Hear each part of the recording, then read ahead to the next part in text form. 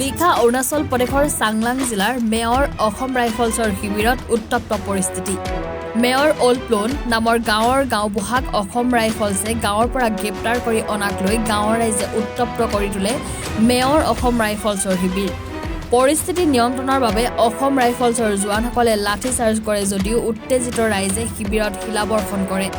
অসম ৰাইফলছৰ জোৱানসকলে লাঠি চাৰ্জ কৰাৰ ফলত কেইবাজনো গাঁৱৰ লোক গুৰুতৰভাৱে আঘাতপ্ৰাপ্ত হৈছে। শেষত অৰুণাচল আৰক্ষীৰ শীৰ্ষ বিষয়া উপস্থিত হৈ পৰিস্থিতি নিয়ন্ত্ৰণ কৰাৰ লগতে গ্ৰেপ্তাৰ কৰি ৰখা গাঁওবুঢ়াক অসম ৰাইফলছে এৰি দিবলগীয়া হয়। জাগুনৰ পৰা প্ৰভাত বৰা ৰিপৰ্ট, এনি ভাৰত 24। জুবিন গাৰ্গৰ গীতসমূহৰ ওপৰত আধাৰিত গানে কি আনে নামৰ এটা সুন্দৰ অনুষ্ঠান আপোনালোকৰ ওচৰলৈ আহি আছে অতি শীঘ্ৰে।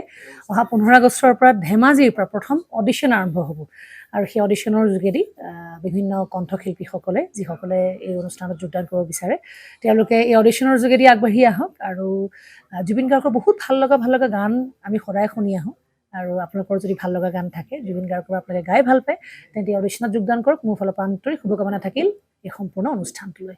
ধন্যবাদ।